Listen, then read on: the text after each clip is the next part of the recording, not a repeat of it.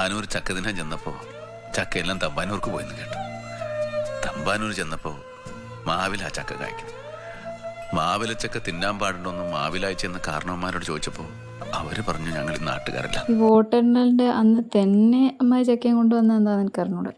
പിന്നെ വെച്ചാൽ മൂത്തു പോകുന്നുള്ളതുകൊണ്ട് നമ്മൾ പെട്ടെന്ന് തന്നെ ഉണ്ടാക്കി കഴിച്ച്. ഒരു ചെറിയൊരു സാധനം വാങ്ങിക്കാൻ വേണ്ടിയിട്ട് തലശ്ശേരി പോകേണ്ട ആവശ്യം ഉണ്ടായിരുന്നു. അങ്ങനെ ചെറിയൊരു ആവശ്യം കഴിഞ്ഞ് ഒരു ഇളനീർ ഷേക്കും കുടിച്ച് തിരിച്ചു വരാൻ നേരത്ത് ഉമ്മാക്ക് ഇതിൻ്റെ ഉള്ളിൽ എന്താ നടക്കുന്നതെന്ന് കാണണം. ശരിക്കും ചുറ്റി നടന്ന് തന്നെ കണ്ട് ഇപ്പോൾ കാല് വേദനയായിട്ട് കിടക്കുക.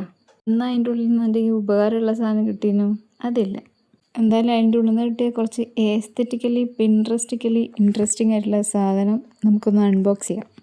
ഈ കുളിക്കുന്ന വാട്ടയും 2 ചെടിച്ചട്ടിക്കും വേണ്ടിയിട്ട് ഒരു 1.5 കിലോമീറ്റർ നമ്മൾ നടന്നിട്ടുണ്ടാവും. ഉമ്മാൻ്റെ കിച്ചണിലെ എസ്തെറ്റിക്സിന് ഒരു സാധനം കൂടി വാങ്ങിച്ചിട്ടുണ്ട്.